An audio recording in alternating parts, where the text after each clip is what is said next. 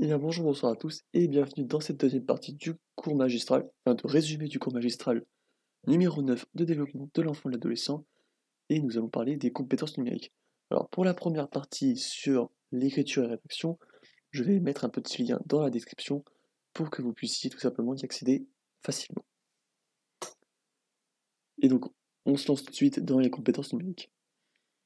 Dès la première année, le bébé est déjà capable de discriminer de 1 à 3 éléments. Il a aussi la capacité à comprendre le plus et le moins. Donc là, pour un petit rappel qu'on a déjà vu de nombreuses fois, on a l'expérience de Win en 92 qui faisait avec des bébés, qui faisait sur des bébés l'expérience avec des petits Mickey, où le bébé montrait un certain étonnement lorsque euh, il y avait des manipulations, disons, inattendues.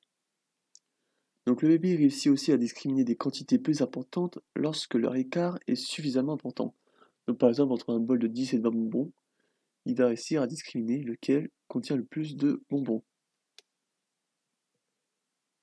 À 6 ans, l'enfant connaît la chaîne numérique, donc c'est-à-dire la chaîne classique 1, 2, 3, 4, 5, 6, etc., etc., et est capable de la réciter à l'endroit, à l'envers ou encore à partir d'un nombre donné. L'intérêt de cette connaissance est le dénombrement. Dénombrer est défini donc de façon complexe quand même, parce que je trouve qu'il paraphrase quand même pas mal, il rend complexe un truc simple. Donc dénombrer est défini comme la capacité à déterminer précisément le cardinal d'une collection. En fait, chaque élément à comptabiliser est associé à un nombre de la chaîne numérique. Le dernier nombre donné au dernier élément de la collection correspond au cardinal. Donc dénombrer reste une activité lente à faire, surtout lorsque la taille des collections est importante. D'autres modes de quantification plus rapides sont possibles, le subitizing, donc en français subitisation, et l'estimation. Donc moi, parce que les anglicismes, c'est pas trop mon délire, je vais dire subitisation. Donc la subitisation consiste à obtenir de manière sûre un résultat immédiat pour une collection de taille faible, donc maximum 3-4. Il n'y a aucun comptage explicite de faits. Ce mode de quantification est disponible dès la petite enfance, donc l'expérience de Wynne montre cette capacité de quantifier de subitisation, et est présente même chez les chiens. La subitisation a été prouvée dans une étude où l'on mesurait les temps de réponse chez les adultes du nombre d'objets dans une collection montrée de façon très brève, donc d'environ 300 millisecondes. Donc de 1 à 4, les réponses étaient toujours bonnes et le temps de réponse restait aussi toujours le même. À partir de 5, le temps de réponse augmente de façon linéaire avec un taux d'erreur qui lui aussi augmente. Donc des résultats équivalents ont été trouvés avec des enfants de 5 ans, Lépine et Camos, donc en 2004. Donc oui, c'est Lépine et Camos ont refait cette expérience, mais pas avec des adultes, avec des enfants de 5 ans. Donc Wynne, toujours Wynne, a montré que les enfants réussissaient à distinguer 2 et 3 figurines, mais pas 4 et 6. Donc ça, encore une fois, des données qui montrent l'existence de cette subitisation. L'estimation maintenant consiste à évaluer approximativement des quantités. Il est principalement utilisé pour comparer deux collections relativement grandes. Cette comparaison est possible si les deux collections ont une différence de quantité suffisamment importante. Donc, contrairement par exemple à ce qu'a fait la prof pendant euh, le cours magistral, où en fait elle essayait de comparer, d'estimer la rangée de gauche de l'amphi et la rangée de droite. Donc là c'était plutôt difficile car il y avait environ le même nombre d'étudiants de chaque côté, de chaque rangée. Des expériences ont été faites pour étudier l'estimation chez l'adulte et l'enfant. Il s'agit de montrer sur un temps très bref, pour empêcher le dénombrement, une collection d'une quantité suffisante pour empêcher la subitisation. Plus la quantité de la collection devenait importante, moins les adultes étaient précis et plus la variabilité interindividuelle de l'estimation devenait importante aussi.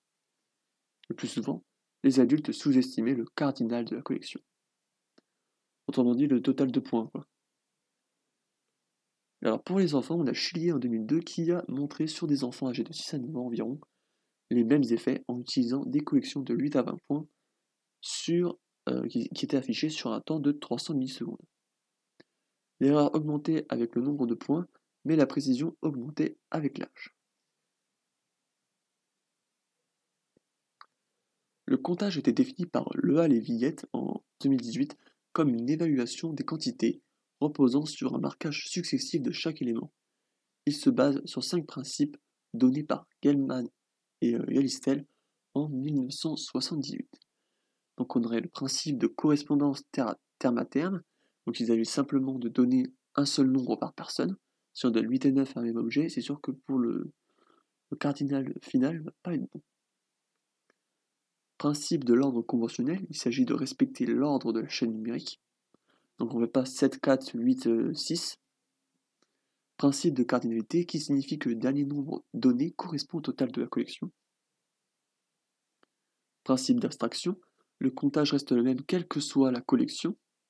Donc qu'on fasse des poules ou des œufs, le comptage reste le même. Et s'il y a le même nombre de poules que le même nombre d'œufs, et ben on devrait tomber sur le même total. Et le principe de non-pertinence de l'ordre, si on compte après que les différents éléments de la collection aient changé de position, donc, par exemple si dans l'amphi tous les étudiants changent de position et que la prof nous recompte, le cardinal trouve, enfin nous dénombre plutôt, le cardinal trouvé restera le même. Le plus souvent, les petits-enfants comptent en pointant les éléments de la collection avec leurs doigts. Cela permet de les aider car il a été montré qu'ils faisaient plus d'erreurs, donc à 4 ans, lorsqu'on les empêchait de pointer du doigt. Cependant, ce pointage devient non nécessaire à partir de 6 ans. L'enfant ne compte cependant que de 1 en 1 à cet âge. Il faut attendre 7 ans pour voir arriver de nouvelles stratégies de comptage. Les enfants peuvent par exemple compter de 2 en 2, ou encore en utilisant une stratégie d'addition qui consiste à regrouper les éléments de la collection en plusieurs groupes avant d'en faire la somme.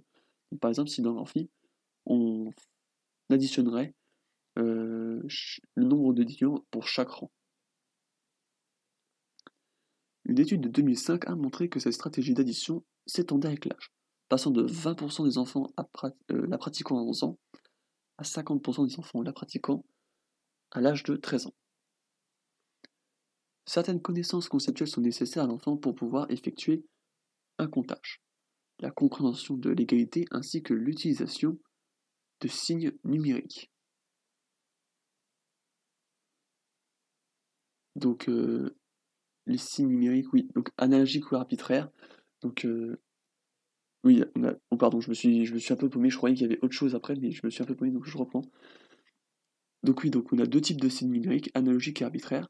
Un signe numérique analogique, ça représente la quantité, donc par exemple, si on compte nos doigts, on a une représentation, un signe numérique analogique, par exemple, pointe le 8 doigts, donc ça montre bien le 8. Ou par exemple en comptant avec des bâtons. Et un signe numérique arbitraire, donc par exemple les chiffres arabes ou écrits, ne possèdent aucune caractéristique de la quantité exprimée. Donc par exemple le 9, bah, il n'a pas 9 traits, sinon, donc le 9 ne représente pas du tout la quantité. Il n'y a aucune caractéristique en commun avec la quantité représentée. Et de plus, la position des chiffres peut être quelque chose de difficile à saisir pour les enfants. Donc notamment, nous on sait que 19 c'est inférieur à 23. Cependant, pour l'enfant, l'enfant pourrait croire le contraire parce que tout simplement 19, il y a un 9 dedans. Et tu pourrais croire qu'avec ce 9 qui est censé être une valeur plus élevée que les trois autres, que le 2 et le 3 d'à côté, tu pourrais croire que 19 est supérieur à 23. Et ben voilà, c'est tout pour cette petite partie sur les compétences numériques. Je sais que la vidéo n'est pas longue, mais ça change un peu d'habitude, quoi. Et sur ce, je vous souhaite une bonne fin de journée, de bonnes révisions, et puis je vous dis à bientôt pour une prochaine vidéo.